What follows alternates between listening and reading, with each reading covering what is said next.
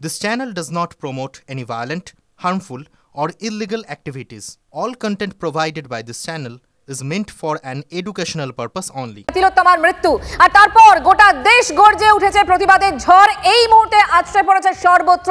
আর সেই ঝড়ের কি আমরা দেখতে পাচ্ছি, ফল দেখতে পাচ্ছি। তিলোত্তমার বাড়িতে মুখ্যমন্ত্রী মমতা বন্দ্যোপাধ্যায়, নিহত চিকিৎসকের বাবা মার সঙ্গে কথা মুখ্যমন্ত্রী, প্রশাসনিক প্রধান রাজ্যের মমতা বন্দ্যোপাধ্যায়ের। অনন্ত চট্টোপাধ্যায় আমাদের প্রতিনিধি আমাদের সঙ্গে রয়েছেন। অনন্ত, এই মুহূর্তের ছবিটা কি? দেখো, এই মুহূর্তে মুখ্যমন্ত্রী কথা বলছেন, তাও প্রায় 15 মিনিট হয়ে গেল। মুখ্যমন্ত্রী পরিবারের সাথে কথা বলছেন, তিলোত্তমার পরিবারের সাথে। তিলোত্তমার পরিবার খুব আশা করেছিল যে মুখ্যমন্ত্রী আসবেন, তাদের সাথে কথা বলবেন। মুখ্যমন্ত্রী সেই কথা রেখেছেন। যে কথা আমরা শুনতে পাচ্ছি পরিবার সূত্রে, যে মুখ্যমন্ত্রী আশ্বাস দিচ্ছেন বারে বারে, তিনি এই বিষয়টা কোনো রকম ভাবেই তিনি রেয়াত দেবেন না কাউকে। যারা অভিযুক্ত আছেন তাদের প্রত্যেকের শাস্তি হবে, কেউ ছাড়া পাবে না। এই কথা তারা বারবার তার তিলোত্তমার বাবা এবং মাকে তিনি আশ্বাস করছেন। এবং এছাড়াও তিনি বলছেন আরো খোঁজ খবর নিচ্ছেন, পরিবারের খোঁজ খবর নিচ্ছেন। তিলোত্তমার ব্যাপারে আরো তিনি অনেক কিছু জানতে চাইছেন, যে তিলোত্তমার তার জীবন কিভাবে সে ডাক্তার হলো, যেমন একটা বাচ্চা মা বাবার কাছে কিভাবে বড় হয়ে উঠলো, পুরো গল্পই তার শুনতে চাইছেন তিলোত্তমার ব্যাপারে। সব প্রশ্নটাই তার বাবা মা তিলোত্তমার বাবা মা আসতে নিচ্ছেন। কিছুক্ষণের মধ্যে হয়তো তিনি নামবেন তিনি, এবং তিনি কি বলেন আমাদের অপেক্ষায় থাকবো যে কি মেসেজ তিনি দিয়ে যান। তিলোত্তমার বাবা মা তারাও অধীর আগ্রহে তারা মুখ্যমন্ত্রীর তার বক্তব্য শুনছেন। আমি মুখ্যমন্ত্রী যা কথা বলছেন, যে আশ্বাস দিচ্ছেন, তারা শুনছেন। গতকাল থেকে তারা আমাদেরকে বলছিল। অনন্ত, এই মুহূর্তে বেশ খানিকক্ষণ তো হয়ে গেল কথা বলছেন। এর আগে মুখ্যমন্ত্রী পরিবারের সঙ্গে ফোনে কথা বলেন, তারপর আশ্বাস দেন বাড়ি যাওয়ার, এবং তিনি সেখানে পৌঁছলেন। কি প্রতিক্রিয়া দেখতে পাচ্ছ? বাবা মা সন্তানহারা হয়েছেন, তারা তো একেবারে শোকাতুর অবস্থাতে রয়েছেন, তারা তো দিকবিদিক শূন্য হয়ে রয়েছেন। সেখানে রাজ্যের প্রশাসনিক প্রধান পৌঁছলেন, তারপর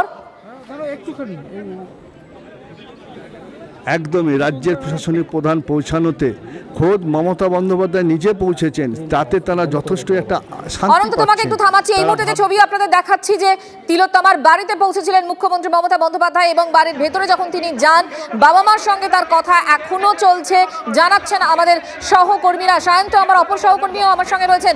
সায়ন্ত, মমতা বন্দ্যোপাধ্যায় দুদিন আগে তিলোত্তমার বাবা মাকে আশ্বস্ত করে যে মূলত তার ফাঁসি চেয়েছেন, এবং সেই জায়গায় দাঁড়িয়ে আজ রাজ্যের সর্বোচ্চ অর্থাৎ প্রশাসনিক প্রধান তিনি কিন্তু তিলোত্তমার বাড়িতে পৌঁছে গিয়েছেন, তার বাবা মার সঙ্গে কথা বলছেন, যাতে রাজ্য প্রশাসনের ওপর তার বাবা মা আশ্বস্ত থাকেন সেই বিষয়টি তিনি বলতে গিয়েছেন। একই সঙ্গে ভরসা জোগাতে গিয়েছেন যে সর্বক্ষণ রাজ্য তাদের পাশে রয়েছে। এই বার্তা দিতেই আজকে মুখ্যমন্ত্রী মমতা বন্দ্যোপাধ্যায় পানিহাটিতে তিলোত্তমার বাড়িতে পৌঁছেছে, এবং তিনি পৌঁছানো মাত্রই তার বাবা মা, যেটা জানা গিয়েছে, তার বাবা মা বেরিয়ে আসে এবং বাবা মার সঙ্গে কিন্তু তিনি কথা বলছেন।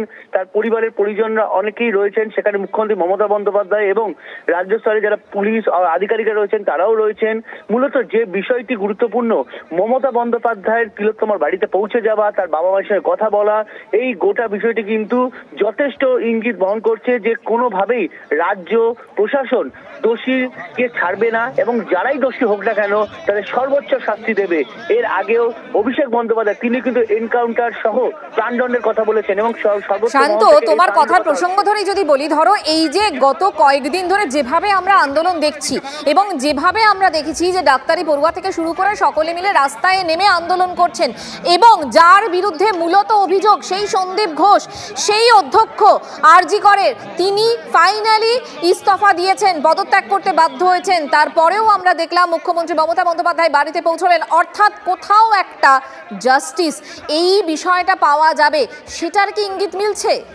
একদমই। দেখো, জাস্টিস যাতে পায় এবং প্রপার জাস্টিস যাতে পায় সেই বিষয়টি কিন্তু মুখ্যমন্ত্রী মমতা বন্দ্যোপাধ্যায় তিলোত্তমার বাবা মাকেই বোঝাতে গিয়েছেন যে আমরা কোনোভাবেই কোনো অপরাধকে গোপন করছি না, এমনকি যারা অভিযুক্ত তাদের সর্বোচ্চ শাস্তি হবে। যারা এই ঘটনায় যাদেরকে অভিযোগ করা হচ্ছে বা অভিযোগের কাঠগড়ায় যাদেরকে তোলা হচ্ছে তাদের বিরুদ্ধে ইতিমধ্যে ব্যবস্থা নিয়েছেন, কারণ সুপারকে বদলি করা হয়েছে।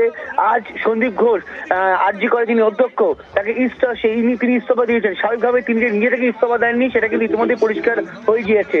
চাপের কাজে নথি স্বীকার হয়ে তিনি ইস্তফা দিয়েছেন। অন্যদিকে সঞ্জয় রায়, যাকে এখনো পর্যন্ত অভিযুক্ত কথা বলা হচ্ছে, প্রধান অভিযুক্ত বলা হচ্ছে, তাকে 24 ঘন্টার ব্যবধানে গ্রেফতার করা হয়েছে। কিন্তু যেখানে রাজ্যের কিন্তু সমস্ত হাসপাতালে যারা ডাক্তার রয়েছে, পিজিটি রয়েছে, প্রত্যেকে কিন্তু একটা কথাই বলছেন যে এই ঘটনায় শুধু সঞ্জয় রায় নয়, এই ঘটনায় আরো অনেকে যুক্ত থাকতে পারে, তাদেরকেও গ্রেফতার করতে হবে। মুখ্যমন্ত্রী মমতা বন্দ্যোপাধ্যায় কিন্তু সেই বিষয়টি, সেই ইঙ্গিতটাই তিলোত্তমার বাবা মাকে দিতে গিয়েছে যে এই ঘটনা যদি আর কেউ দোষী থাকে তাকেও গ্রেফতার করা হবে, কাউকে ছাড়া হবে না, সর্বোচ্চ শাস্তি দেওয়া হবে।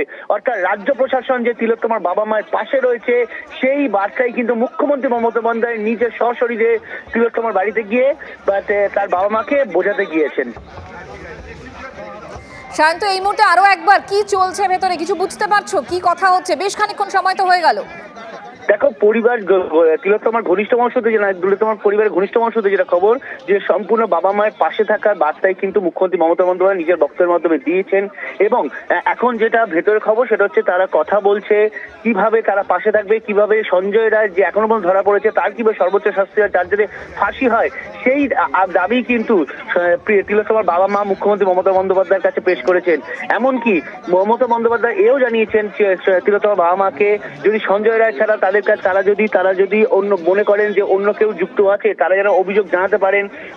যদি মনে হয় যে তাদের তদন্তে সন্তুষ্ট নয় তাহলে তারা সর্বোচ্চ মহলে যেতে পারেন। কিন্তু রাজ্য সরকার, রাজ্য প্রশাসন তিলোত্তমার পরিবারের পাশে রয়েছে এবং যারা অভিযুক্ত তাদের ধরা হবে, এবং যে এখনো পর্যন্ত একজনকে ধরা হয়েছে, যদি আর কেউ অভিযুক্ত থাকে তাকেও ধরা হবে। কাউকে রেহাই দেওয়া হবে না, কাউকেই ছাড়া হবে না। যাদেরকেই ধরা হবে এই ঘটনায় তাদেরকে সর্বোচ্চ শাস্তি হবে। মূলত এই এখনো পর্যন্ত এই বিষয়টি জানা গিয়েছে। একেবারে সায়ন্ত, আরো একবার যদি আমরা রিকল করার চেষ্টা করি যে শুক্রবার সকালবেলা আমরা প্রথম এই খবরটা পাই